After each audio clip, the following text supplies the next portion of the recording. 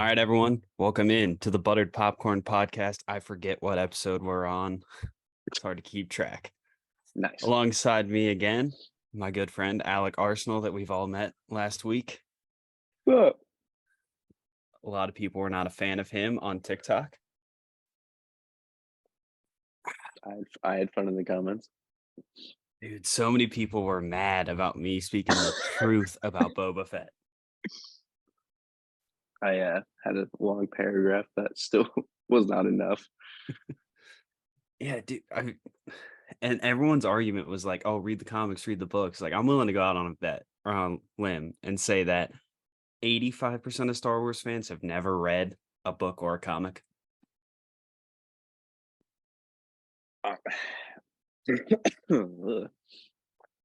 I can't say I ever have, but I don't know. Just the basis off of Star Wars fans. We I was all gonna hate each other, but we all love each other at the same time. Oh yeah, and it's so funny too because people don't realize that we'll post the more outlandish stuff we say or just controversial stuff we say because people will comment and it pushes our content out more. I'm just a dick.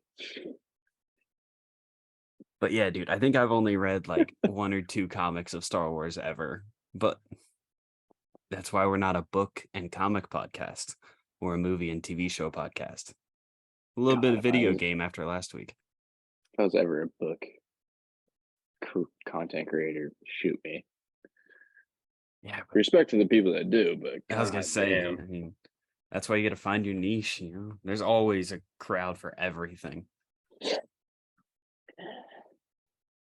Anyway, getting into this week's episode, we are talking the movie Prisoners.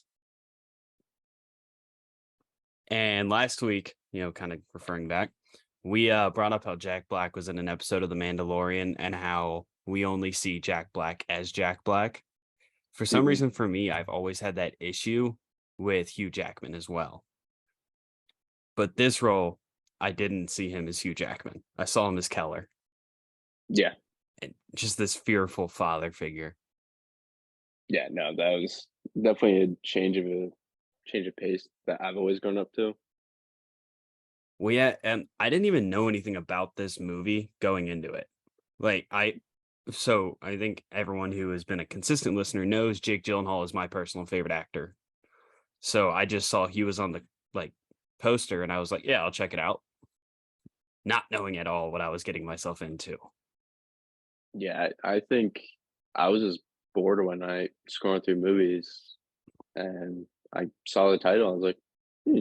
I saw the cast. I was like, hmm. Yeah, dude, Viola Davis is people talk about her, but I feel like when people talk about some of the greatest actors working right now, no one brings her up. The thing is, too, though, like they had these great names in the movie, but they all complement each other very well. It wasn't strictly this person was a sub main Yeah. character. It was pretty like liquid. Well, yeah, and you and I both, love Gyllenhaal, but where's I going with this? Uh-huh. Oh, yeah, I'm sorry. You and I have both watched this. I'm gonna cut that out. You and I have both said we have seen this movie multiple times. We both watched it one more time prior to this episode in preparation. And honestly, it's kind of hard to pick out who the main character is. Yeah. I mean, credited, it's Jake Gyllenhaal. Hmm. But really, there's a strong argument that it's Keller. There's a strong argument that it's Alex Smith, played by Paul Dano. Yeah, I don't know. The best way I can describe it is they put kind of funny in a book. You know how they have certain chapters where they talk more of a Yeah. different character's perspective. You get that in this movie a lot, Oh, yeah. I but was going to say, it's not stretched out. It's like boom, boom, boom, boom, but it all flow together. I don't know. yeah, It's weird to describe it. it's very Denis Villeneuve in that Yeah, way. It's not like a Tarantino for Inglourious Bastards or Pulp Fiction where you get five 30-minute chapters. hmm Um, Speaking of which, though, I just brought up Paul Dano. When is he going to get a lead fucking role? This man has been in some of the greatest movies of the last decade. With Prisoners, There Will Be Blood, Robert Pattinson's The Batman, Little Miss Sunshine. I get that wasn't in the last decade, but still, he bodies every role. I don't know, some actors are just better as the shadowy Like the underdog. side character. I mean, the best side actor of all time is J.K. Simmons. You can't convince me otherwise.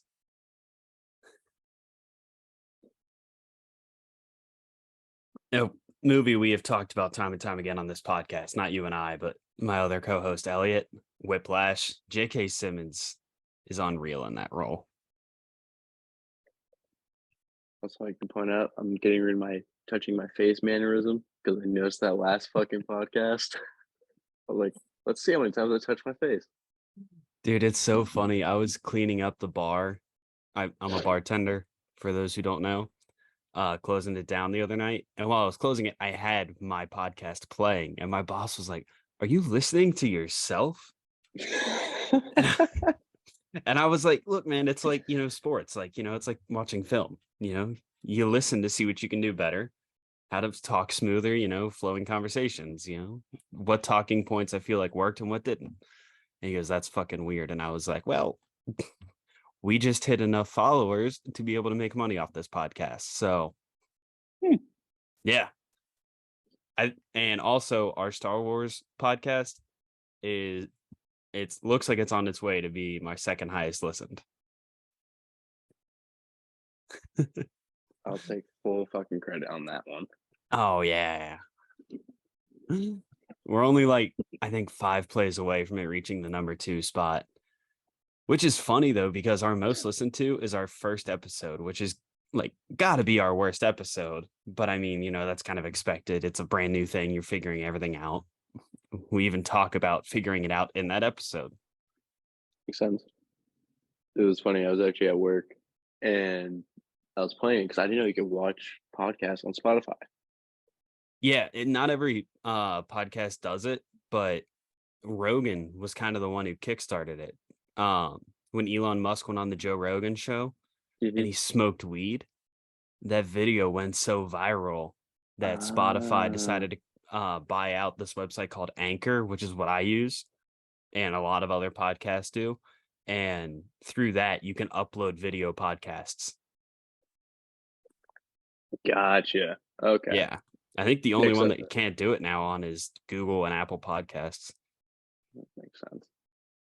But you know, I was sitting at work and my supervisor, well, sometimes supervisor, walks by. He was like, "Was that you on Spotify?" I was like, "Yeah." I was kind of like a bullshit guest in my buddy's podcast.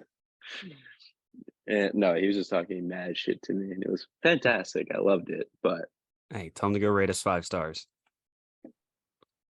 no, I already told him what the whole podcast was about. And he Hell yeah. seemed interested, but I already know his ADHD has forgot. Yeah, dude, it was funny. I stayed at work like an extra 45 minutes last night because I was closing down a different bar because there was a whole event going on. So this bar was Hmm. actually closed, but there's people just down there like bullshitting. And one of my favorite members down there, because I work at a country club, was him and I got into talking about movies, and I probably ended up sticking around another 45 minutes, just him and I bullshitting. And I like told him about the podcast. So he's following and hopefully listening to this episode. Shout out to you, Mr. Chase. All right. Anyway, let's get back to the movie. Release date 2013, September 20th, 3 days before my birthday. Director Denis Villeneuve. I always pronounce his name wrong, and I hope I got it right that time. But if you don't know who this director is, he's one of the best up and coming directors. He is credited for directing Dune, Arrival, Blade Runner 49, and then the sequel to Dune coming out. But he had the goat of cinematography working with him. And I don't care what anyone says, there's no other argument. Roger Deakins is the best cinematographer in film history. Arsenal, I'm assuming you don't know like all his work. So I put No. together just a little list for you. 1917, Blade Runner 2049, No Country for Old Men, Jarhead, How to Train Your Dragon, Rango, The Big Lebowski, Shawshank Redemption, That's pretty. Yeah, that's pretty good. and a ton of Yeah, other movies. that's pretty good. Yeah, he is the GOAT. You can't convince me otherwise. God, that's another movie I need to rewatch. Jarhead? Well, that, but No Country for Old Men. Oh, dude. One of the greatest movies of the 21st century. God, I could I, watch Jarhead 24/7 though. dude, I literally, this might be a hot take. I think in 20 years, people will talk about No Country for Old Men like they talk about Goodfellas now. I think it's on par.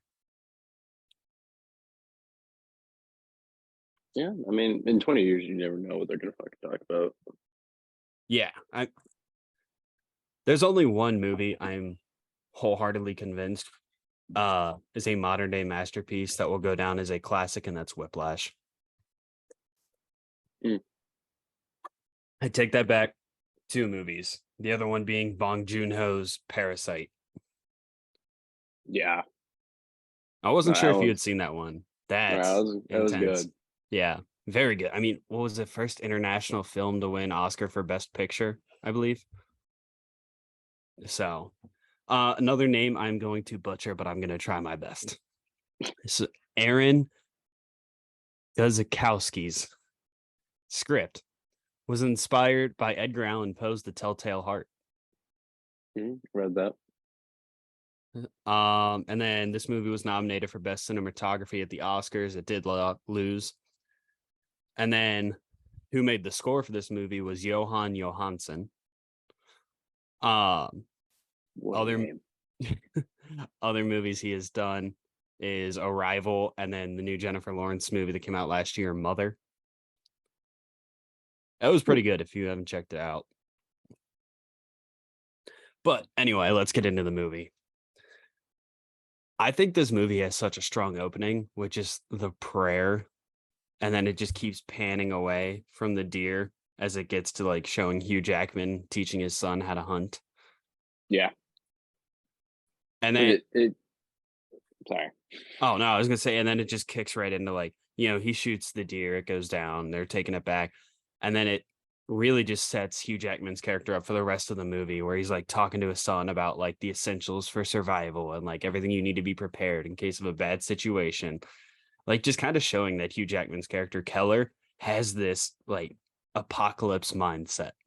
Yeah, he's definitely a doomsday prepper for sure. Oh yeah. But I mean, the very beginning of the movie, like anybody that thinks of like thriller or suspenseful, they see the opening scene, they're gonna come up with three different aspects of things.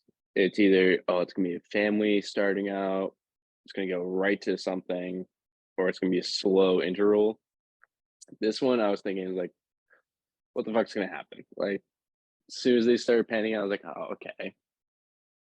And then you're like, you just sit there, you just wait, and then you're like, oh, okay, there we go. Yep.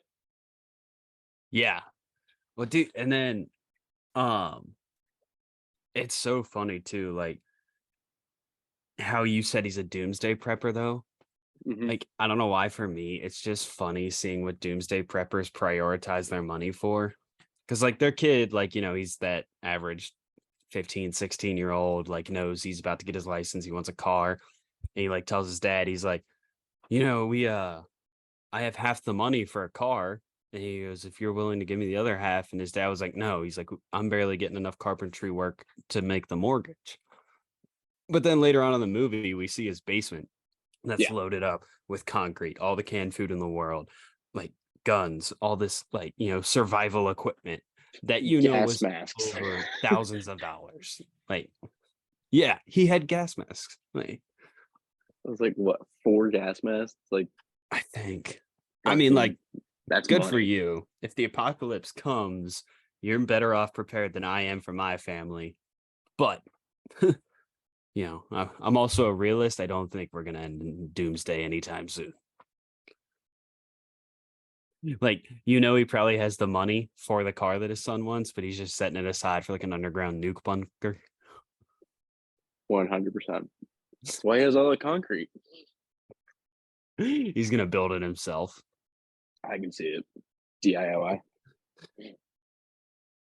But yeah, so with like it starts off on Thanksgiving Day, and we see Keller's family walking over to Viola Davis's family house. I always forget her husband's name, like the actual actor. Oh, it's fucking. I just talked about this too. Here, I got it. First Iron Man. Yeah, he played Rhodey.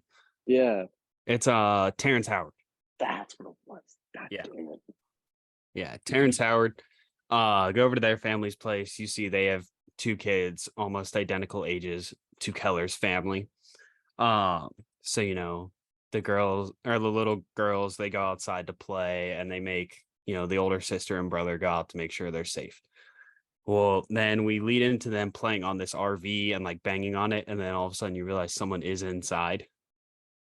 And so they like just run away. And then you don't really see anything like happen. Like, the older brother's just like, I'm not trying to get yelled at by a stranger today. Let's move.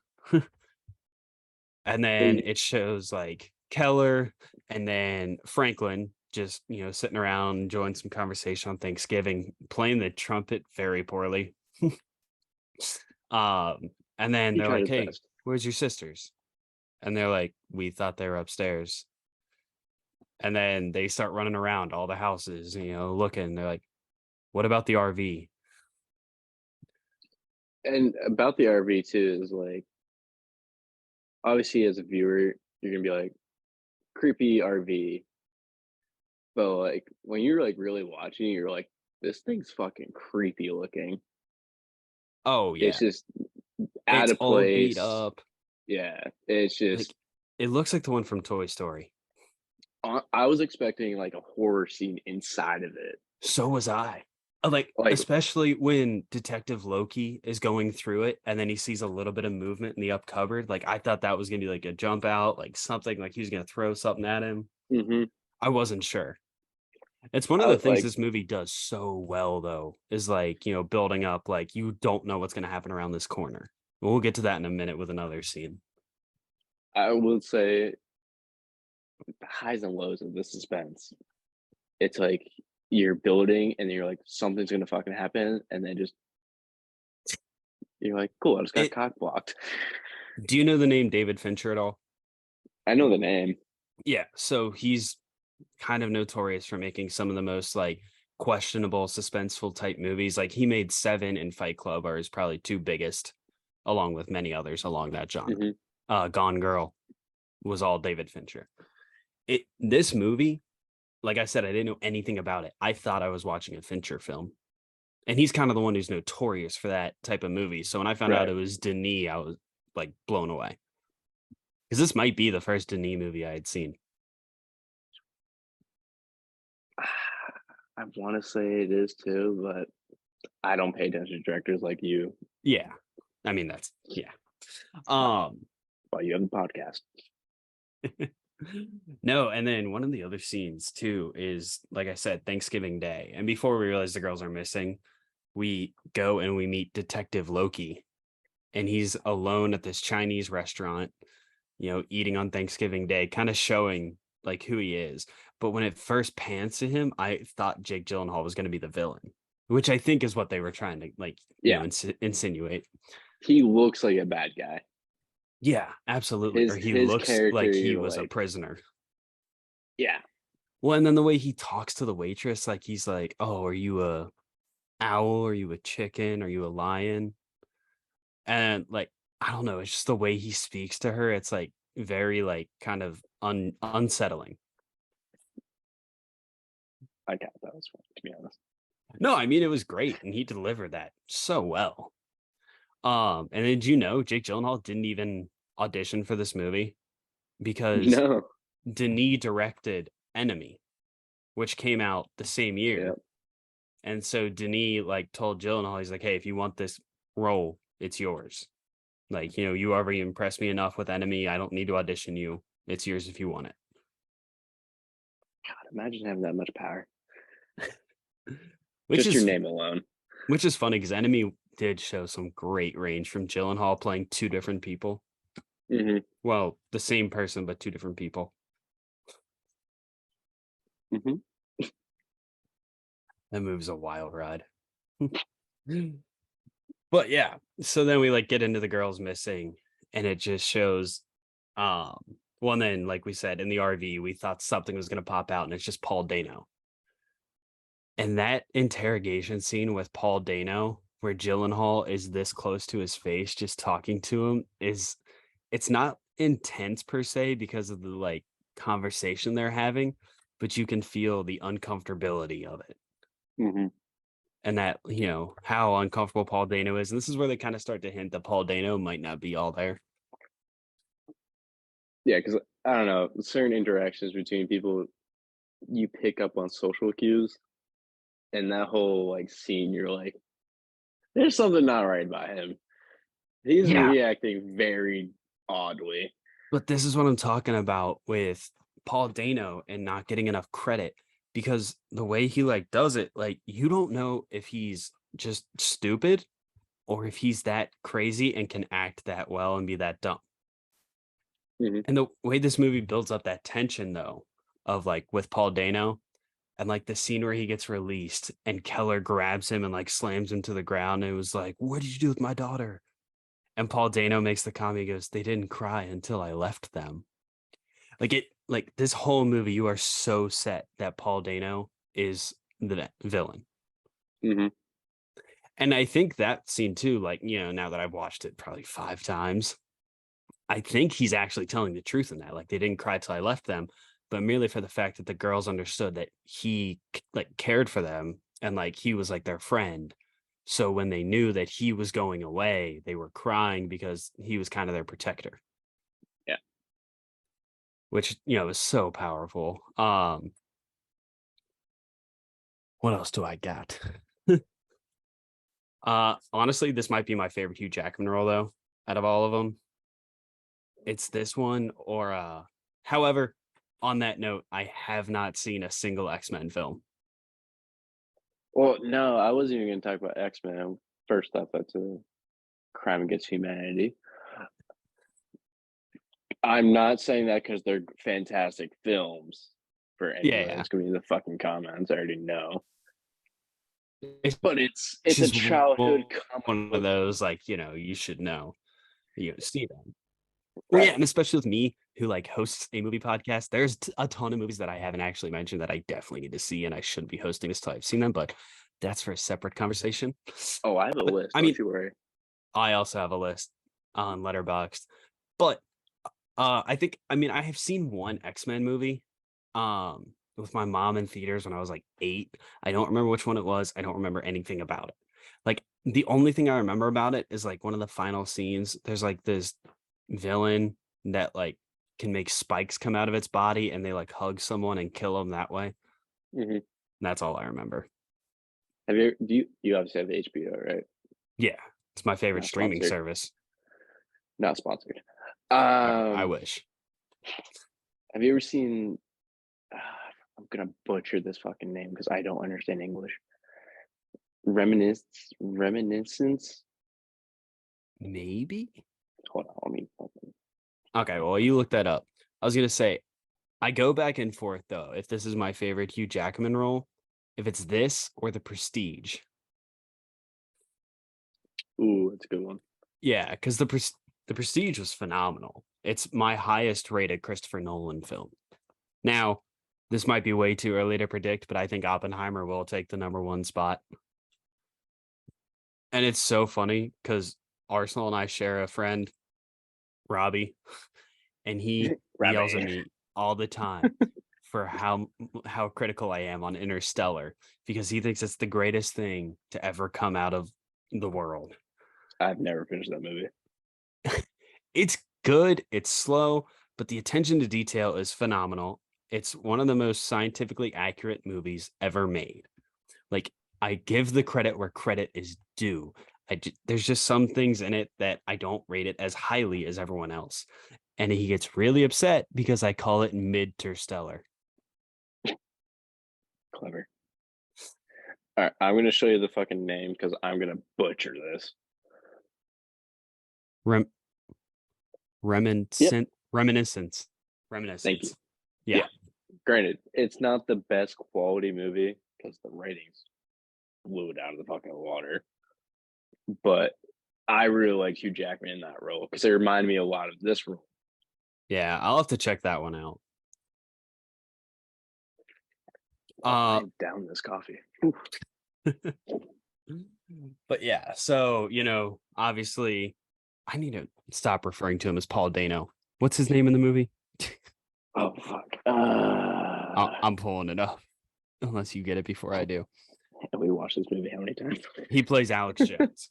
I even said that in the beginning of the podcast, like the first 5 minutes in. It's Mm-hmm. He plays Alex Jones. So we see Alex Jones get released, obviously.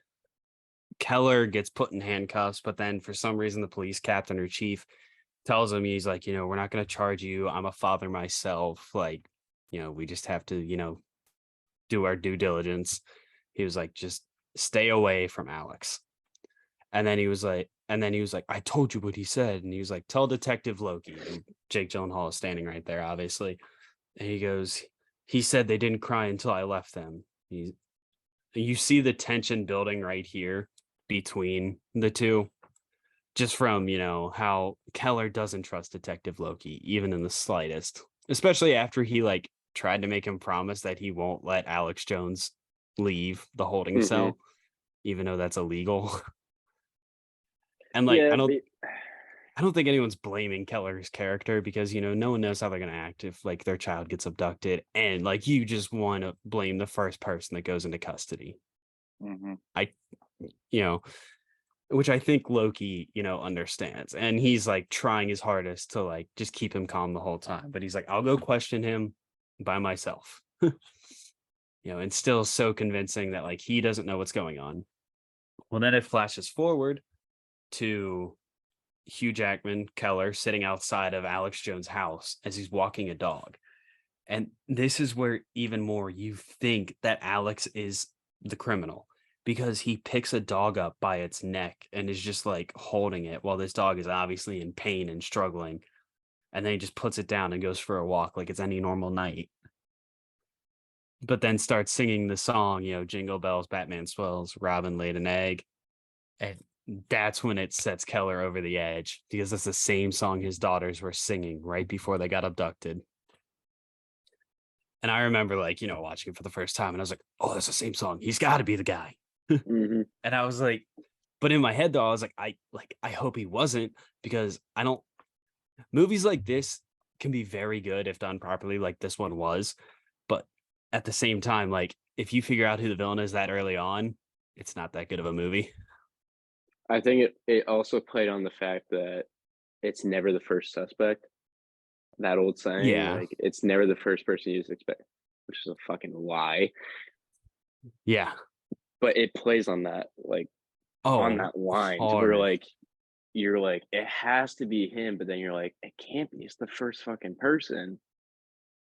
Yeah. Then every little thing you're like, Yeah. mm. It just keeps giving you more and more details, feeding you more and more.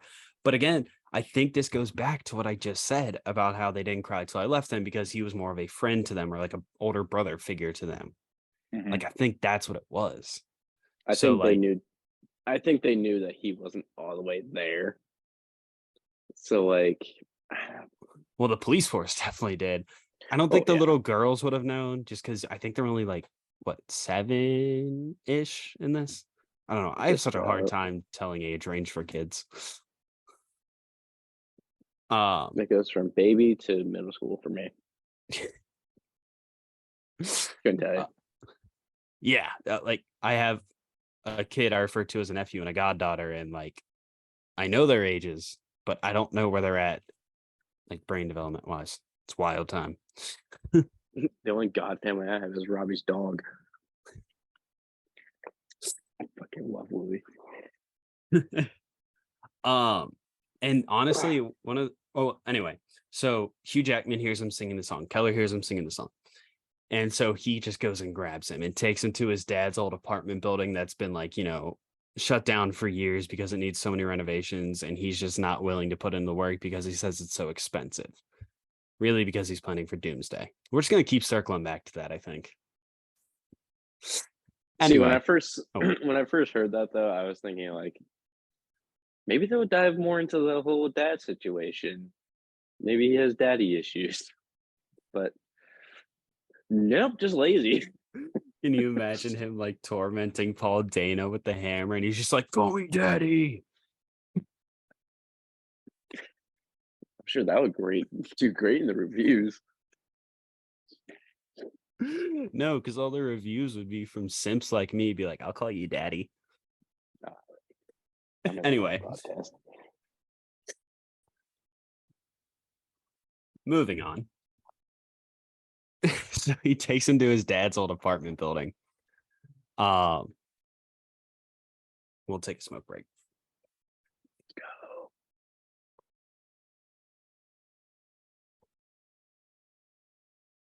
I wish it would tell me how long it's been recording.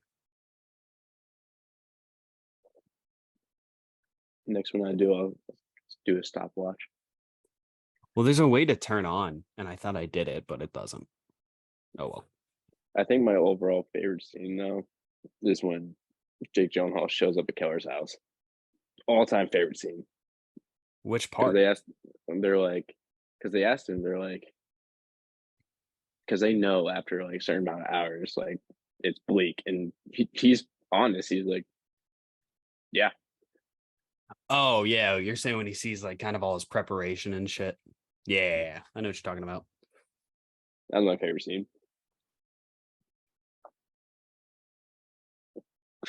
Okay. Oh, fuck. So anyway, we see Keller take him to his dad's old apartment place, and then he goes and he grabs Franklin, and he's like, "Where are we going?" He's like, "Bring a change of clothes. I'll let you know when we get there." And Franklin sees it, and you can tell Franklin is the morally right one, where he's like, "This isn't right. Like, we need to take him to the police. If he said what he said, if he's singing that song, like that's evidence. Like, bring it in." But Keller is on this whole aspect like, no, he's not going to talk to the cops. They already released him. They're going to fail us again. We got to get this out of him. And again, Franklin's still standoff. He's like, no, like this isn't right. He's like, do you want your fucking daughter back or what? Like, Yeah, no, Keller is blinded by rage at this point. He's not oh listening yeah, to anybody except himself. yeah. And then, so then it pans away. We'll get back to that in a bit. Again, back to this whole thing about, we don't know what's around the next corner this entire movie. Loki goes to around to like talk to different sex offenders within a 10-mile radius. Well, he shows up to a priest's house. And he sees him on the floor. So he like busts in the door, realizes he's just so drunk. There's bottles laying around, all of them like 3/4 of the way finished, but not fully finished. Some on their sides. So you just see that this priest is like just a true drunk, like low life. Mm-hmm. Well, then Loki's like, care if I take a look around, Father? Cool, and just goes. And then you see him walking, and it's not like a subtle detail, obviously, because the camera's right on it, but it is a nice add-on by the set designers where you see the dust around the fridge where it had been moved, Mm-hmm. which Loki picks up on immediately. So he moves it, and there's just this hole in the wall. And that scene, I was like, something bad's gonna happen. I Yep. was so stressed. And there's no stairs, so he has to jump down there.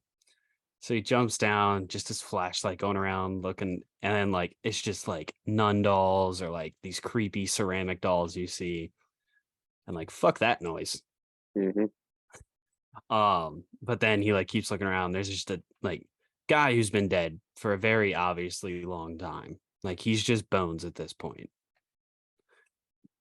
tied to a You, chair still. yeah, you can just see Loki's reaction too to seeing it. Like that smell must have been overwhelming. Yeah, and I want to know, and this is something I should have researched, if they did something to make it smell bad to get a genuine reaction, or if they just relied on Gyllenhaal's, actual acting. Because, No, knowing him, I think he just did the acting. well, probably because he's a very good actor. But I don't know if you knew this or if you listen to my Jarhead episode. Um, there remember the scene where he's like burning the toilet, basically? Mhm. Yeah, in that they put dog feces in it to get a genuine reaction out of Gyllenhaal. Hmm.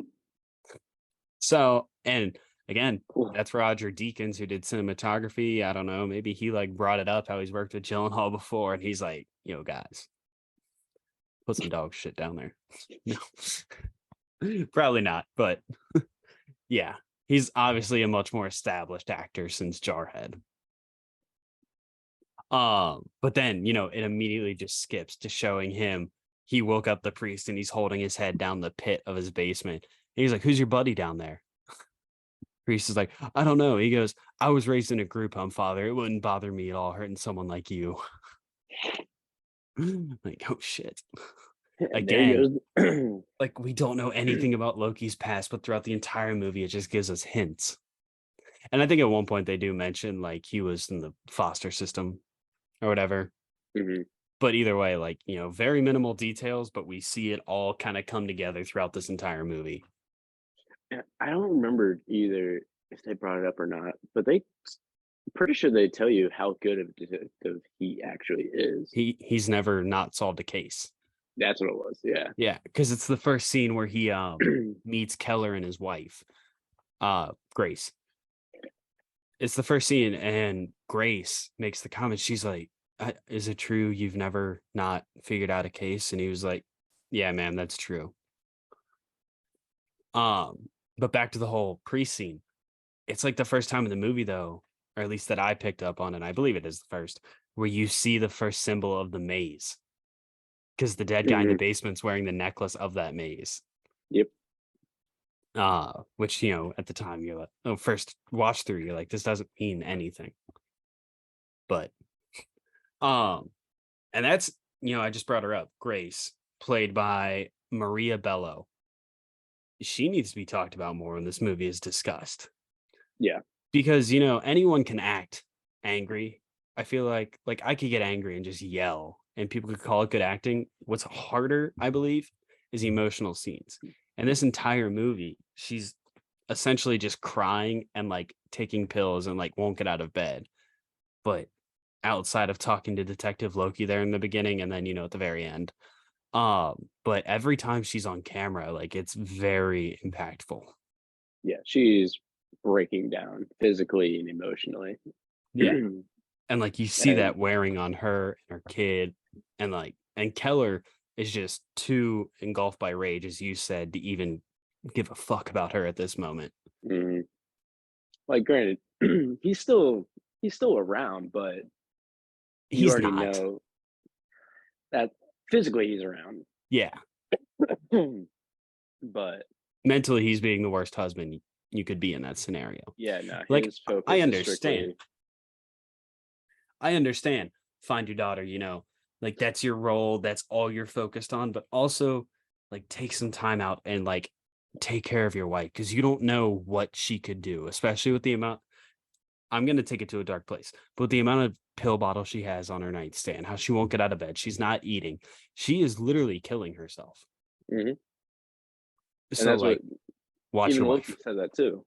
He was like, "Let me do this, go home," like, because he knows what this does. He knew Yeah, exactly what was gonna happen. yeah, absolutely. Um, all right, I think we're gonna head into our intermission.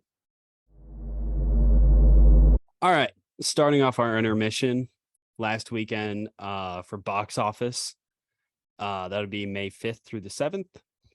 Number one spot was Guardians of the Galaxy Volume 3, obviously pulling in 118.4 million domestically. That movie's very good, by the way. I won't say much on it. I won't spoil it until maybe you see it or my co-host Elliot rejoins us and we'll have a discussion on it. But bring tissues if you go see it. It's also become my fourth highest rated Marvel movie, and it's the best of the three Guardians. I haven't seen this. I'm not gonna say Yeah, anything. yeah. I'm not gonna spoil anything right now. Number two, still holding strong, is the Super Mario Bros. Movie with 18.6 million. Really? Yeah, that movie is doing so well, but it's also getting a lot of hate from like Yeah, Hollywood reporters and stuff because there's no like LGBT representation in the movie. But I don't think the producers are going to care with pulling in 18.6 million in what, their fourth weekend. also a video game. And then we take a serious drop off. Number 3 with Evil Dead Rises at 5.9 million. I wanted to see that. I don't. I'm good. I don't do horror. I've seen like, dude, my horror knowledge is garbage. I already told my mom like I'm probably gonna pull her on for like a Halloween episode Mm, to talk about horror movies because her horror movie knowledge is phenomenal. yeah, Uh, but I mean, the two most notable ones I've seen is 1968, I think, or it's 1960 Psycho, and okay. then The Shining. I saw The Nun against my will. I saw The Exorcist against my will.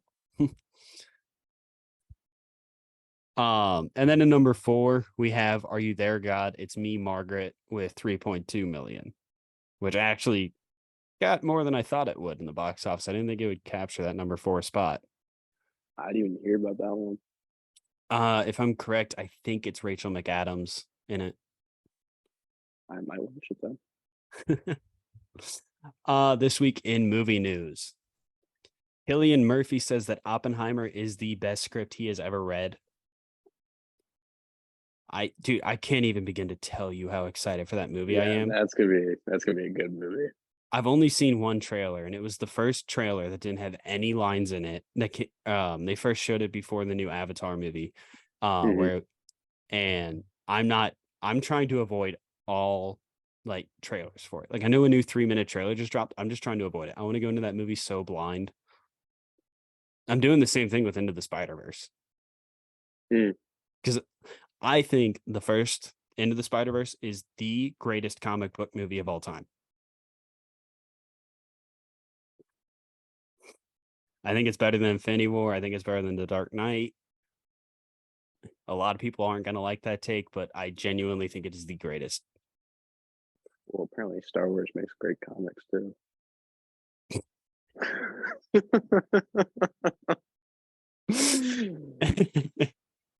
Oh, shout out to all the haters on TikTok. Especially mine. A Freaky Friday sequel is in the works, set to come out fall of next year, but they are bringing back Jamie Lee Curtis and Lindsay Lohan. Mm. It just, I don't know. I don't know what the 2020s are so far because a lot of it is great original movies. We've gotten Hmm. Everything Everywhere All at Once. We're getting Oppenheimer. We're, I'm, we're, I'm missing some, obviously, but that's beside the point. But then it seems like a lot of them, like people don't have original ideas. So they're just like, sequel to this one. Or just revamping it. Yeah. Like I don't need a Freaky Friday sequel. Like, what are we trying to accomplish with this? And then, I mean, one of the sequels, though, I am happy we got because I think it is better than the original is Top Gun Maverick. Yeah, the sequel nobody asked for. Yeah. Again, like And they back to my killed it. point. Like, we don't need a sequel. But I mean, that one was fantastic. And that one I understand a little bit too. I mean, yeah, it's kind of a cop out answer, but like military movies, people stay in for how long? You can make movies about how their career has advanced and Hmm. stuff, which they did, but also brought in new lovable characters. I hope they don't do a third. I heard rumors of it, but whatever. I'll probably still see Freaky Friday the sequel. I guarantee it's like the same movie, but Did, haven't you heard about the new Fast and Furious thing that they're doing? what do you mean? I'm pretty sure I don't know what the number, but they pay you a certain amount to watch all 10 of them. Oh, yeah, I would do it. Dude, I here's the would thing not. with Fast and Furious. I I think I would not. rated number 9 like I think I gave it like a 2.9 out of 10. Yeah, But the movie's atrocious. I still enjoy the Fast and Furious franchise. I do. Like, and I understand completely. I don't know why I like them. I'm not even a car guy, but That's the thing that gets me is it used to be a car movie. yeah. I mean, That's when I heard the whole thing of quarter mile, 10-second car, customization. Because that's when Need for Speed came out. yeah.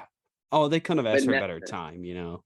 and now it's They took a car to space. like Like what? that's a different tangent. I'm In not going to get Fast into it. in Fast X, are they gonna drift a car around Saturn's rings or something? Family. Yeah, and like they're just bringing in all these big name actors like John Cena, Jason Momoa, Brie Larson are all in this one, and somehow all three of them have always been in the picture. Get the fuck out of here. Yeah. No, I understand they're atrocious, like for a lot of them. Like Hobbs and Shaw is my lowest rated, and I think I gave that like a 2.4 out of 10. But That one was just for money. oh No yeah. reason. No Well, reason to dude, make that. and then Jason Momoa, or not Jason Momoa, Jesus, Jason Statham and The Rock, both in their contracts. Like if any movie wants to sign them, they have it in their contract that they cannot lose a fight. At most, they will draw.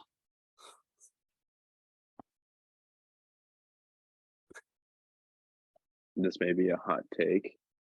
It 100% will be. The Rock ruins franchises. Oh yeah, I don't think it's a hot take. He's He also, he ruins his franchises every time. I also think he's the worst actor to come out of the WWE.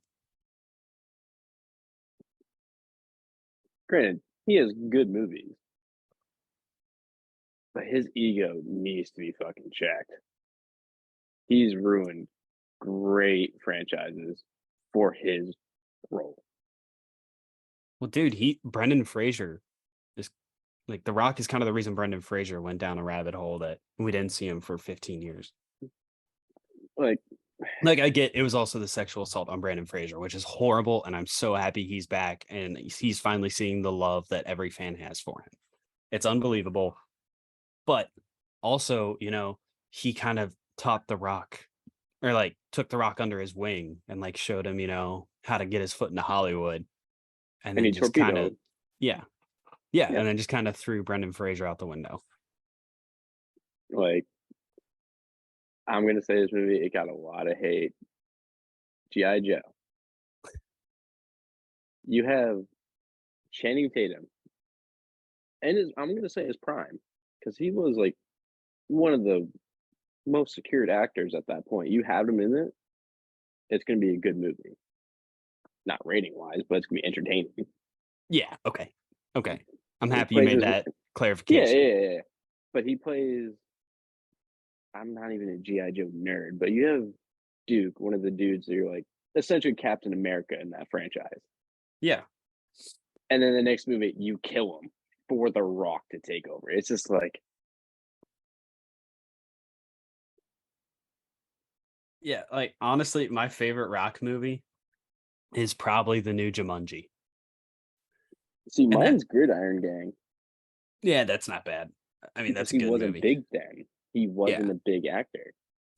But I mean, well, for me though, with Jumanji, like it's not like a great movie by any means, but there's a lot of enjoyment I find out of that movie. And one of the best notes to it too is they didn't try and recreate Jumanji, like they paid homage to the original, and to Robin Williams. So, I have some hate on that movie, to be honest. which I don't, disagree with. I understand critically it's not great. I don't Oh, it's one of those movies like, it's not good, but for some reason you love it. the original was filmed in my hometown, so that's why I'm Yeah. like, Oh, no, I understand. yeah, That's yeah. kind of I'm cool like, though. Okay, moving on with movie news after shitting on The Rock for a 5-minute interval. I don't mind it. Eva Longoria is making her directorial debut with a movie about Cheetos called Flamin' Hot.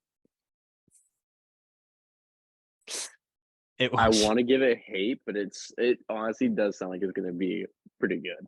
it's a true story. It's going to show the story of I hope I pronounce his name right.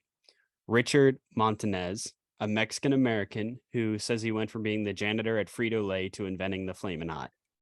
Okay, I remember reading about it. Yeah. This actually seems pretty good. So, I mean, I'm sure I'll see it. Flamin' Hots are like my go-to snack. um, Beetlejuice 2 finally has a release date. It's set for fall of 2024. It will have the original cast plus Jenna Ortega. Huh. And I'm gonna be completely honest, I don't remember a whole lot about Beetlejuice. That is my childhood. Dude, I don't think I've seen the movie Oh since I was like my 6. god. I need to rewatch it, which I'll probably get around to this fall. But and it's funny because Fucking love that movie. yeah, the cast is phenomenal. I remember the movie being great, and all I hear is good things about that movie. You could almost call it a cult classic. 100%. Nicolas Cage and Bill Skarsgård will be the leads in a sequel for Lord of War. No shit. Ironic timing of that since he just got released out of prison. Well, yeah, his story continues. Do you know who Bill Skarsgård is? Yeah, Okay. maybe For those who for the don't, trade. he's most probably known for playing Pennywise in the movie It. Ugh, Robert De Niro is welcoming his 7th child at the age of 79. that poor kid. Okay. And then I've been very vocal about this on this podcast. I don't give a fuck that they cast Halle Bailey to play Ariel in the new Little Mermaid. Doesn't bother me at all. I don't care the skin color of a fictional character. I don't care that they're, all that. Doesn't matter. What I've always preached is that I want a good Disney live action because they've all been bad Mid. or just the exact same story. Um, well, do you remember from the animated Little Mermaid, the character Scuttle? Hmm. It was the seagull. Hmm. Yeah, a new trailer just came out or new clip. I can't remember which one it is. Scuttle is literally at the ocean floor having a conversation with Ariel. A seagull is at the ocean floor having a conversation with a mermaid. I get it's fictional, but come on,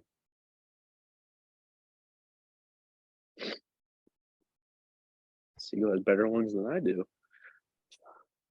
honestly. Yeah, so that's it for movie news, but that was just my little complaint there at the end.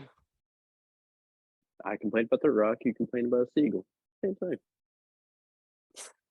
Exactly. All right.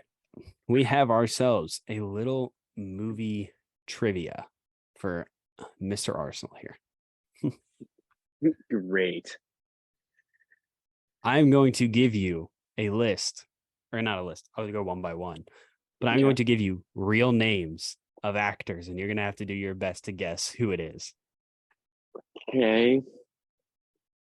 First up, we have Stephanie Joanne Angelina Germanota,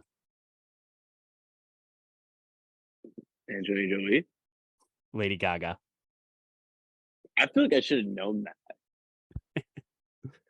You might get this one. Okay. Natalie Hirschlag. I've heard this name. I could not.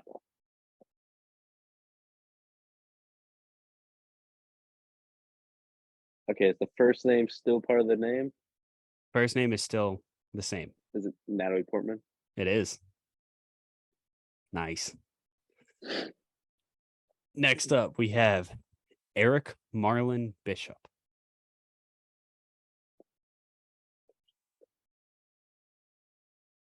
This one has nothing to do with the actor name.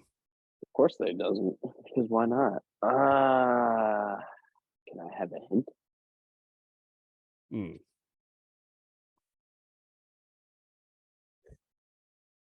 I'm going to give you a hint that will semi narrow it down, but also not narrow it down. He is Kind of a in point of a hint, but okay. he is in what could be argued as Tarantino's best movie. And he is the lead.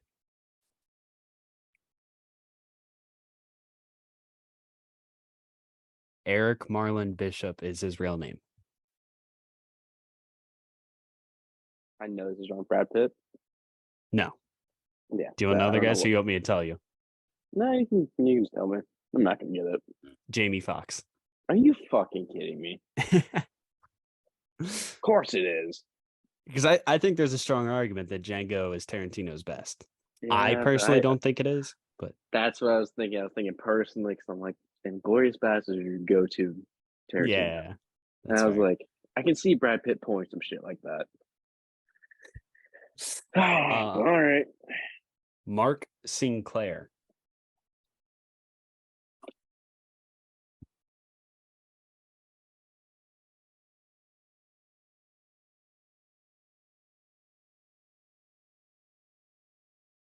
No idea. Vin Diesel. You made a good choice on that.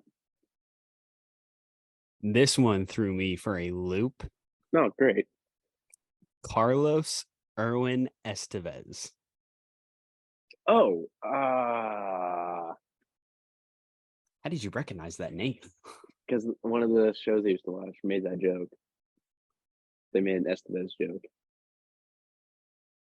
I know it's not Pedro Pascal because his name's fucking long, and you're gonna butcher that one. This is going to be something I might get hate for, but I did not know that this actor was of Latin descent or Latino descent. Mm-hmm. It's Charlie Sheen's brother, isn't it? Brother? Yeah, half brother. No, it's Charlie Sheen. Damn it. I had it. Oh my god. All right, we got His two more brother for kept you. his name.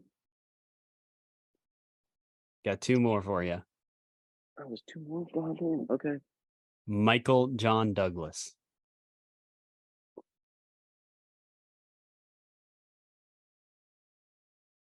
That's not Michael Douglas. Correct. This guy actually changed his last name, to avoid being confused with fellow actor Michael Douglas. Okay, so it's still Michael blank. Yes. We have talked about one of his movies on this episode. This one right here. Mm-hmm. The one we're recording at the moment.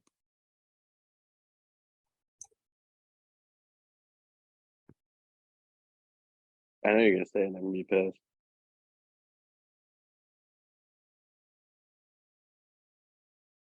Michael Keaton.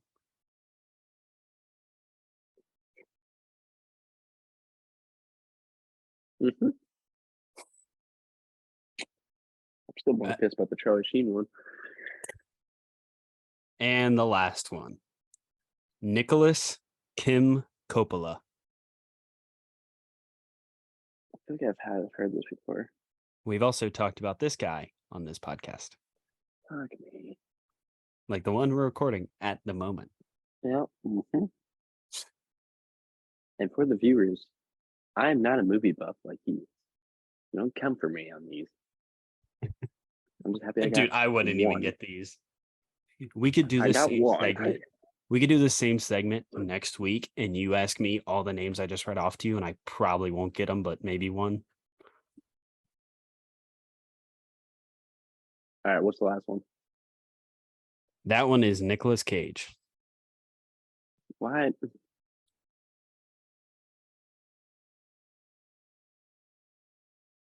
I need to trust myself more.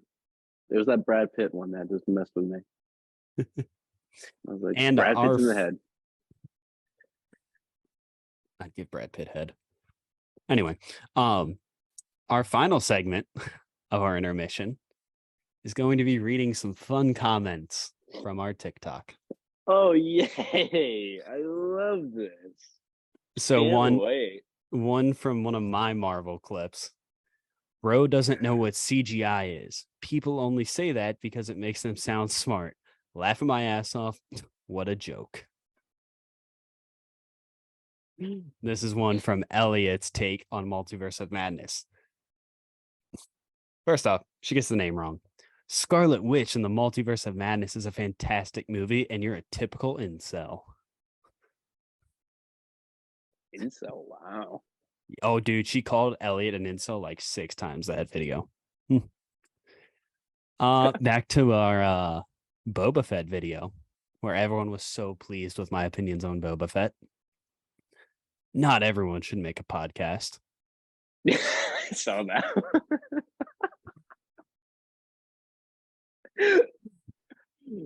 Average race Skywalker fans.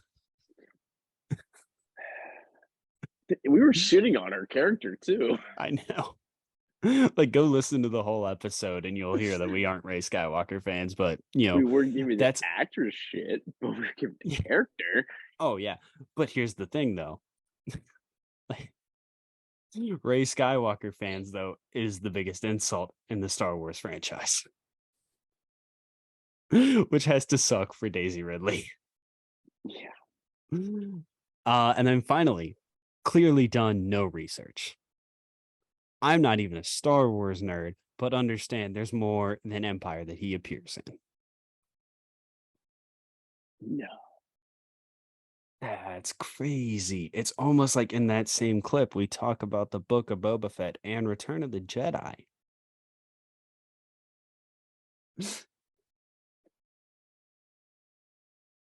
Oh, I love Star Wars fans. And then my paragraph comment. Oh, I went in on that. I was ready. I thought you were going to get an argument in the comments. Oh man, I'm out of coffee. Not gonna lie, I was trying. I was trying. I was hanging out with somebody and I got a TikTok notification. I was like, oh, it's begun. And then it was like, no, someone doesn't like the video. I was like, God damn it. All right, and that concludes our intermission. All right, back into Prisoners. Oh, All right. I guess that's fair because I've made some jokes like that this episode. the Brad Pitt one for sure. Arr. Yeah. Prisoners. So we get into what might be the most powerful scene in the movie.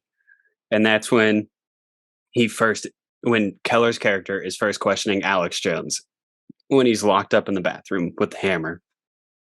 That scene was so well done. But apparently, I forget what it was. So I might, mess this up a little bit. But originally, after he like breaks the sink and then puts the hammer into the wall, that was originally not in the script. But Denis wasn't liking how the scene was coming out. And so he asked like Paul Dano, he's like, are you going to be comfortable if Hugh Jackman, puts the hammer into the wall right next to your head? And this just proves how good of an actor Paul Dano is. Because in this, like, he's, just like flinching every time he hits the sink and like, looks petrified, understandably so. But then when Keller goes to put the hammer into the wall, Paul Dano doesn't move, doesn't flinch at all as a hammer is coming at his head until it hits the wall, and then he just drops down in pure terror, crying. Like, yeah, and that's what you really see is like, is he going to kill him? Yeah, I thought he was going to hit him in the head or something. Give credit to Paul Dano because how many actors could really see a hammer coming full swing at their head and not move a muscle? And then it just shows how impactful Hugh Jackman is when he's like breaking the sink, just screaming. You can see him internally like breaking down because he's getting no information after all this time. Mm-hmm. Well, and then I forget how long after, but we move into the scene where they're having like, the entire community gathering around. And then you see Detective Loki looking into the crowd, and one guy keeps trying to avoid eye contact with Loki. And then Loki starts walking towards him and he takes off running. Well, finally, he figures out who it is and tracks him down. It's Bob Taylor, played by David. I always mispronounce his name. It's Desmalchian. Desmalchian. Mhm. Another very underrated like side actor. He's in the Dark Knight as the schizophrenic that Harvey Dent's He questioning. he always plays a mentally incapable person. Yeah, I mean, he was in Dune, Blade Runner 2049, The Suicide Squad, both Ant-Man and Ant-Man and the Wasp. So we see Detective Loki, though, find his house, question him a little. And it's one of those scenes where Detective Loki's so arrogant in the scene where, you see him, smiling, laughing along with him, but he just knows something is wrong because he's like, "Why'd you run from me?" And then Bob's like, "I've never seen you before in my life." And then he's like, "Oh, okay." He's like, "You shop at this store?" And he goes, "Yeah." He goes, "I can't afford suits, from nice stores." He says both stores by name. I just can't remember what they are at this moment. Mhm. And then Loki's like, "Oh yeah." He goes, "Kids suits? Because you were buying kids clothes." And then you see his entire character just change, Mhm. both Bob and Loki. Well, and then, he tries to kick Loki out of his house, and Loki pushes his way in, detains him, leaves him on the ground, opens a door, and sees just a ton of totes and like boxes, and like knows he's going to have to go through them. And my first time watching, I thought this movie was going to go real, real dark. And I thought it was going to be like parts of the kid, like dismembered, Mhm. like arms gone or something. And then no, it's snakes. It's snakes, which A is lot of snakes. yeah. And you see it on Loki's face where he's just like, "Oh, come on." Why does it look at these snakes? All right, Indiana Jones. I'm glad you picked that up. Yeah, dude. Fifth one comes out, Dial of Destiny. Um. Well, anyway, but then he does find the totes of kids' clothes, and so you're like, "Oh God, like, has this guy been like killing kids for a long time? Blah blah blah. Like, has he been taking them? How did he get these clothes?" You don't really get answers. And then you go into what is hands down the most intense interrogation scene in the entire movie of Loki just like grabbing him and screaming him, slamming him against a table. Other cops have to rush in to get Loki off of him because you just see Loki knowing that 48-hour window is running thin.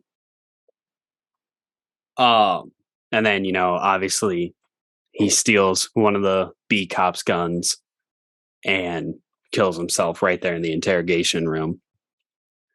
So there goes yet another lead. Mhm. Now, what we didn't even talk about before this was what Arsalan brought up in between our intermission, where him and I discussed how we're going to go through, was when Keller, instead of going with the hammer torture, he builds up just a fortress in a shower and then drills it shut so Alex Jones, Alex Jones can't get out. And yeah, that's a rough scene because he just, is torturing him. Basically, it's like almost waterboarding, but not at the same time, but like just running on water when Alex doesn't know it's coming. It's, extremely hot or extremely cold. And it's pure, pure darkness. Yeah. Like, there's no light source or anything. I'm, I'm listening. Mhm. But I think that was the initial point that I was just like, okay, so you're just gonna lock them in the dark, cool. And then I heard, yeah, the water here is shot, so it's either super hot or super cold. I was like, that's torture. Holy shit. I was going to say, if I'm in his shoes, you can hit me all you want. Get me the fuck out of a steaming hot shower. Yeah. Or an ice cold shower. Had too I'm many fine words. with cold showers. I take those Uh, regular. uh-uh. Okay, Mr. New Hampshire, I love the cold. Dude, I've lived in the South way too long. I'm a bitch to the cold now. Oh, you're Midwest now, so you got a little bit of I'm both. wearing a hoodie in 70-degree weather right now. I honestly probably would too, but we haven't turned on our air conditioning yet, so it's a little toasty up in here. My apartment's ice cold right now. Love Okay. Yeah, that sounds great. Um, but then, we kind of see Loki again. We're before he interrogates Bob Taylor. I skipped over, some impactful scenes. One of the scenes that was most impactful, like one of the scenes that I thought was done well, and it's a very looked over scene though, is when Loki's kind of following Keller's character around. He follows him to a liquor store, which is where Keller has been parking to avoid, anyone tracking him. He, like, buys a bottle and he's like, I've been sober for 8 years now, or 15 years, whatever it is. it. And he goes, now seems like the time to pick it back up. I mean, then like the rest of the dialogue in that entire scene, where Loki again, he's like, sir, can you calm down? He goes, my daughter been missing for 2 days. How about you fucking find her and stop questioning me? It's not even like a cop to a civilian at that point. It's literally just man to man. Like Yeah. Keller's done with the bullshit. Well, but that's the whole thing too, though. Is like Keller, this entire movie has not trusted Loki, a Yeah, detective who has proven himself, obviously, never lost a case, never, not figured something out. Like he should be who your trust is in. But like we've said, we understand. We can't even fathom being in the shoes that Keller is put into this movie. I hope we never have to. Uh but yeah, so that entire scene of dialogue though, where like you said, it's a man to man conversation, not cop to civilian, was done very, very well.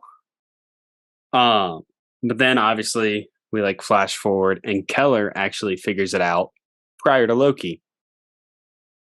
But, you know, we get to the house and everything, and then we realize that, oh, wait, no, I'm getting way ahead of myself. Back to Bob Taylor. Loki has to call in Franklin, his wife, who's played by Viola Davis, Nancy, and then he brings in Grace and Keller right after them, and they have to go through pictures of every single piece of clothing that Loki found at Bob Taylor's house to see if it belonged to their daughter. And it is like one of the most heartbreaking scenes after not seeing them even. flip through everything and they just find a picture of a sock and they're like, that's our daughter's. It's covered in blood, isn't it? Yeah. I was gonna say majority of it is covered in blood. Yeah. It's such a heartbreaking scene. Um, so, we move on past that. Keller finally figures out that this entire time it's actually been Alex's mom. And well, it was probably Alex's dad at one point, who we can who we then can connect the dots back to the priest's house, who was the dead guy in the basement wearing the maze necklace. Mm-hmm. So we see Keller at the house, and then she obviously has the upper hand because she has his daughter. And then she makes him drink this, liquid. I don't really know what it is, but it's a sedative of sorts. And then, so he obviously loses control. He has to drink more than like, kids would because he's a grown adult. And she had shot him in the leg already prior to this. And we find out later that the car that was like randomly sitting in their front yard is actually, when they move it, has a hole underneath, which is where she kept the kids. And Keller finds his daughter's red whistle that they had in the beginning of the movie in case anything were to go wrong. And then we see Detective Loki so upset from his whole, Bob Taylor incident where he killed himself. And now he's like losing the case because they're coming in on that window. And he loses his shit on his desk, which, as much as I love Jake Gyllenhaal, it's almost a stereotype for him now to have like one screaming breakdown scene in all of his movies. Yeah. Does he have one Destruction, yeah. screaming. Does he have one in Jarhead? Like, I'm not thinking of it. Like, I can't think of a screaming scene in Jarhead, but I'm thinking like he has the scene where he breaks down, he like points his rifle at another Marine, and then He it's like has to. he probably does. I don't know. We've seen that movie so many times. Like we literally watched that movie on my bachelor trip. That's how much we love that movie.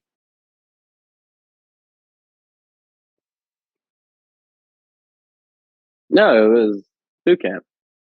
He's writing on a chalkboard, kept on getting slapped. That's like a I, 2 second, like, because I got that was lost on the classic. way to college, sir. But like when I'm Great talking line. like Jake Gyllenhaal screaming scenes, I'm thinking like that scene where he breaks down in prisoners, fire all the drones from Spider-Man.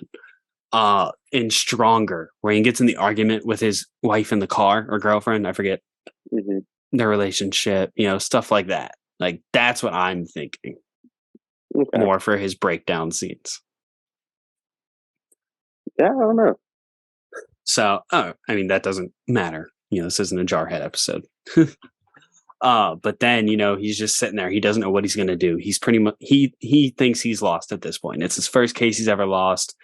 And it's, 2 little girls that got abducted. That's a hard case to lose. But then he looks down and he sees the maze and he realizes, it matched something at, Alex's mom's house. And then it also matched the necklace of the dead guy in the priest's house. Um, so then he kind of connects the dots. One scene I meant to bring up and I forgot when he's first at Holly Jones' house, Alex's mom, when Alex is missing because obviously Keller has him. He's talking to her and he's looking through Alex's room. At one point, there's a toy RV and he sits it and he's like playing with it and then he just rolls it across the dresser.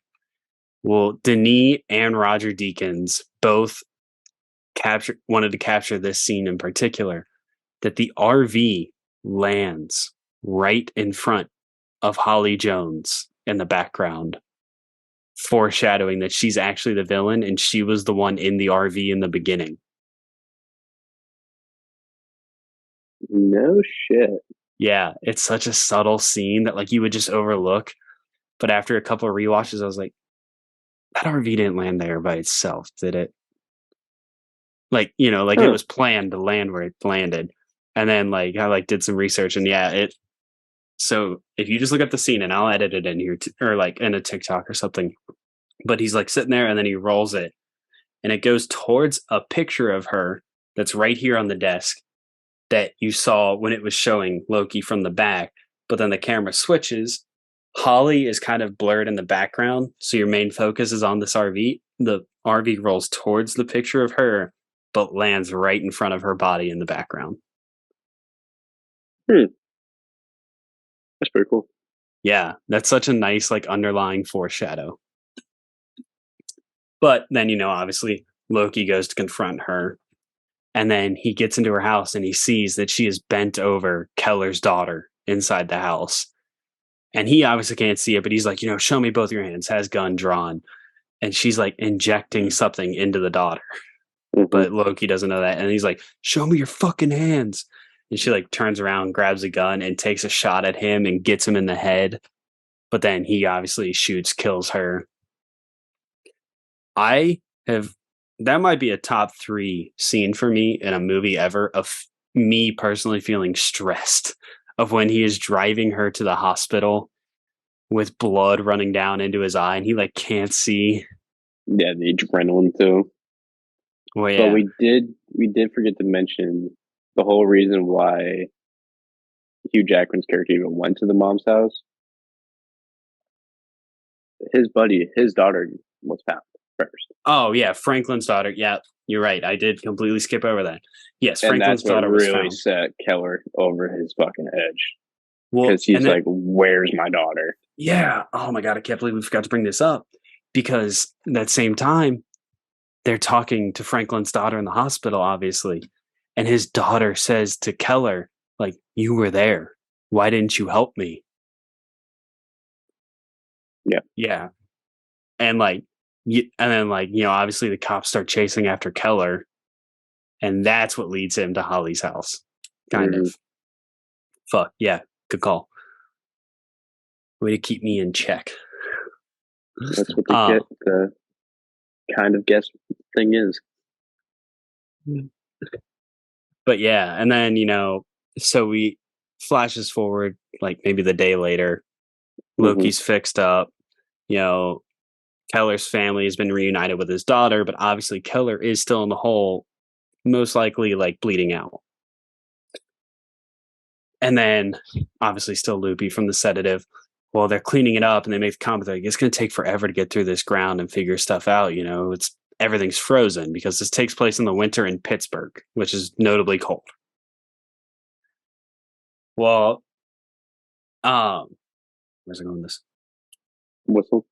yeah, obviously. And then we see like Loki's like, all right, guys, clean it up for the day. We'll get back here. And then he hears a whistle and he like stops, doesn't think anything of it, hears it again. And then they stop. He turns, movie cuts to black. Do you think Loki finds him? Or do you think Keller died down there? I think he finds them, but it's too late. I like that, yeah. Because I mean, with how good he is, I think he finds him. He probably knows. And like you obviously see how driven he is in this movie with how intense he takes everything, how passionate he is about solving cases. Like he might find him before it's too late. But I do think it's a little ironic though that Keller, a doomsday prepper, is now in an underground hole. well, yeah, and I think I think that was Denis' plan or the writer's plan. I forget his name. But yeah. And dude, I've heard people say like they want a sequel to this movie. And like, I don't. There isn't a sequel to have. Yeah. Like they're like, well, because everyone's like, oh, I want to know if he's alive or not. I'm like, I don't. I was like, it's such a good ending, Mm-hmm. like, you don't know what's happening next. So it's up for your interpretation of what you think will happen. That's the entire movie. Yeah. Well, in the You entire movie, never you're know going what's down, next. you're in the entire movie, you're going down a rabbit hole that leads to nowhere. Hmm. When, like I just talked about with the RV scene and the foreshadowing, everything like on a couple of rewatches, everything does kind of point to his mom, or is it his aunt? No, it's his aunt. I've been saying mom this whole time. It's his aunt. Well, actually, it isn't because remember they talk about a kid that went missing like 20 years ago. Yeah, which Yeah. can lead to that he was actually abducted. Well, not adopted, abducted. Abducted. Sorry, that's what I meant. Yeah. And then obviously she probably raised him, to not be able to think on his own. Or maybe she gave him enough of that sedative, it did permanent brain damage, and that's why he has the IQ of a 10-year-old. But like, the more like after you rewatch it, you like realize he doesn't speak for himself. Like she speaks for him the entire time. And so like it's almost kind of hinting that it's her. And then the RV scene and there's a few other scenes too. But yeah, overall, I mean, I absolutely adore this movie. I gave it a 9.7 out of 10. And also, I think Roger Deakins won an award for this, not an Oscar or a Golden Globe, but he did win an award for cinematography in this. But that's one of the things I love about this movie, though, is the lighting of it all and like the weather Hmm. that they add in it. Like it's gloomy the entire movie. It's like very dark, like olive colored, almost or gray colored at times to, never give you that sign of happiness. I think my favorite portion that was the lighting was the candlelit, where you're really Yeah. like, you're there, you're like, there's no chance these girls are alive. Yeah. Well, and then like, other scenes too, like the way they capture like, some of the shots where like it's Loki, like in the woods in the beginning when the RV crashes. He's just walking around with the flashlight or even in the basement with the flashlight. Like there's obviously a massive amount of space around him, but Hmm. it's like just black and you can't see it except in the woods. Like you can see like shadows of trees, but nothing really else. So your like only focus is on Loki and like the 3 feet of flashlight you can see in front of him. Yeah, no, it was words. Nah, the amount of times I rewatch this movie, and every single time I just look at different perspective on how they could have done things. I don't think they could have. I think the way they did things, how they ended things, should have been just that. Yeah, no, I completely agree. So we'll wrap it up with some fun facts and then our draft. So prisoners at first. What? Oh, okay. I got the text. Prisoners at first. What it almost starred Christian Bale and Mark Wahlberg. I heard that. Yep. I don't think it would have been as good just because of Mark Wahlberg. Christian Bale, I think, is a top 5 actor of all time. Mhm. Mark Wahlberg is a good actor, but he's not great. You know, He would have done the Lovely Bones Dad. And then after writing the spec script, many actors and directors entered and exited the project, including Christian Bale and Leonardo DiCaprio. Also, director Antoine Fuqua almost directed this movie. He's most known for directing The Guilty, Equalizer, Olympus Has Fallen, Southpaw, and Training Day. A lot of those So movies have similar tones to this movie, so it could have been picked up by him and probably been still very good. The other one was Bryan Singer, most notably known for Bohemian Rhapsody, Superman Returns, X-Men Apocalypse, and The Usual Suspects. mhm. And then also, when this movie was first submitted to the MPAA, I don't know what it stands for, but it's like the people who rate movies, Yeah. G through NC-17 and shit. And this movie had an NC-17 rating. So they had to cut out certain scenes in order to just make it an R movie. Because NC-17 movies also, for those who don't know, is kind of like death for movies at theaters because it doesn't go to nearly as many theaters. And also, it's a lot harder to find people who want to see an NC-17 movie than just a rated R movie. Yeah, because you think that rating, you're like, there's gonna be some fucked up things in that movie. Oh yeah, like I wonder if in the original cut, if in Bob Taylor's crates, if he had like arms and limbs, maybe instead of clothes. Maybe. Yeah. Oh shit. I looked up best NC-17 movies. I did not know, but did you know that the movie Casino is an NC-17 movie? Hmm. Anyway. Okay, so those are fun facts.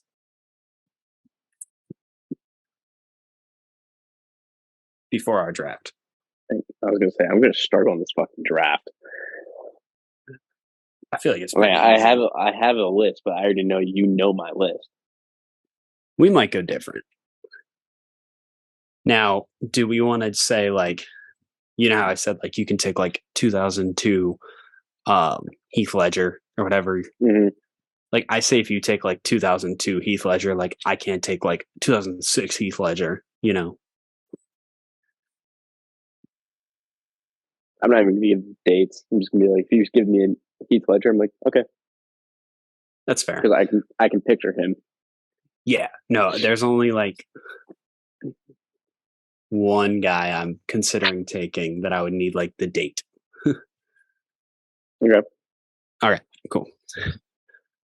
So we are kicking off today's draft, and it is going to be best male celebrity heartthrobs. Oh god, it's gonna be rough. Arsenal went first last week. He is still the guest on this, but I don't care. I'm going first this week. So much love. Okay. Who do I want first? Give me Channing Tatum, but in the shape he was in for the first Magic Mike. Yep. Yep. I knew you were going to call that one. Oh, for number one. See, I want to take him number one, but I feel like he's not number one material, but I don't want you to have him. I'm going to take Titanic Leo. Oh, that's a good pick. That's a good pick. My number two, though, give me Ocean's 11 Brad Pitt. What the fucker? Okay.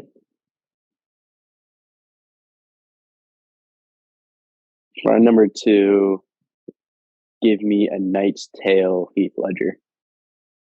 Oh, dude, that's my favorite comedy of all time. That's one of my favorites for sure. I don't know how I am grabbing him in the third round. Give me Ryan Reynolds. Yeah. He was up there for me. Um, you know, I'm gonna take Michael B. Jordan. Fuck, that's a good pick. If I had to pick an era of Michael B. Jordan, though, Creed Black one. Panther. Okay, yeah. I was gonna say Creed one though. Yeah, that's good. I got like three or four. I'm in between.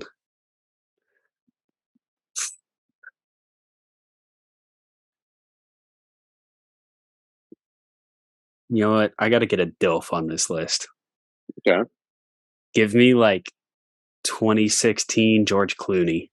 Motherfucker. Next pick. Damn it. Dude, it's funny because when I said I have three or four, he didn't even cross my mind. But I was like, I gotta get him. I was gonna say Ocean's 11. That'd have been a good one. God.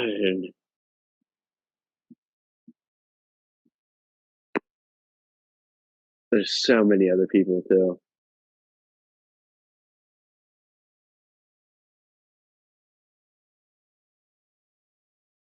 It's like between two right now. Give me first Captain America, Chris Evans. Okay. See, if it was me, I would have taken Infinity War, Chris Evans. I thought the beard, yeah. I thought about it, but I was like, that's when everyone was like, oh fuck, he's huge. Yeah, that's fair. All right. My He took final pick.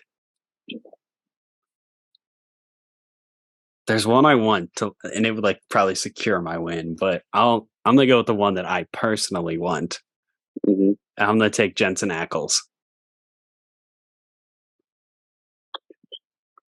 It best known from Supernatural, Dean. Oh yeah. Dude, also before you take your final one, there's supposed to be a new like live action Batman, for James Gunn's DC universe he's gonna make. I think Jensen Ackles should play Batman. I think he would make a good Batman. Yeah. I mean From playing he's super voicing a rated R version of Batman for like a cartoon, and he's doing great. I think he would crush it. I mean, his character in The Boys is essentially Superman with a Batman attitude. Dude, The Boys is so good. Such a good show. Anyway, But my number five is going to be Ryan Gosling. Yeah, I forgot the fucking name of the movie. I had it in Crazy Stupid Love. okay. Okay. I thought you were gonna go La La Land Gosling. I thought about it, but I was like, they both wear suits. Yeah, that's fair. Well, some of my honorable mentions was like 03, 04 Paul Walker. Mm, those baby blues. Uh R.I.P. probably like I'll go Prisoners, Jake Gyllenhaal. Okay. Probably More like of a. Logan or like earlier X-Men, Hugh Jackman. See, he was my list, but I was just like, There's like younger guys, Yeah. You could go but there's always Baywatch, Zac Efron. I was gonna say, but you got George Clooney. He doesn't age. Yeah. I was No. also thinking Chris Hemsworth. Yeah. I thought about Ragnarok Hemsworth. Yeah. I was also thinking Idris Elba. Oh, good looking dude. Mm, the accent too. There was another one too. I can't think of his fucking name. Oh, now you already got Brad Pitt. What was his fucking name? Oh, we could have gone Jamie Foxx. I thought about it. I was also thinking. I want to say Daniel Craig. He's not everybody's pick, but Really? I can see it. James I don't Bond. I don't hate it. I mean, dude, you could go no, never mind. Mostly that one dude. Honestly, Godfather. So what is that? 1975, I think that came out. Mm-hmm. Al Pacino. Yeah, that one's a stretch. But I'm thinking of somebody.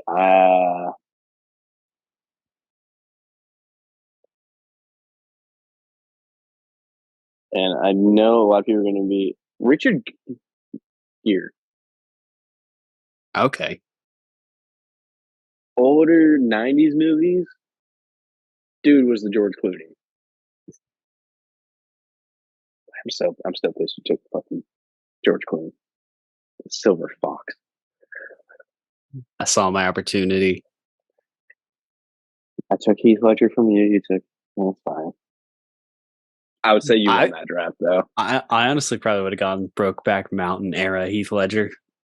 You could have also done that with Jake Gyllenhaal. No, I think Gyllenhaal's gotten better with age. Fair. All right. Well, that is a wrap on this episode. Can't wait for those comments. Any final goodbyes, Arsenal? Yeah, if you like to watch the whole clip before commenting on something that's in the clip, be wonderful. So you don't have to waste my time. And I like to argue. All right. Well, in case we don't see you, good morning, good afternoon, good evening, and good night. Go home.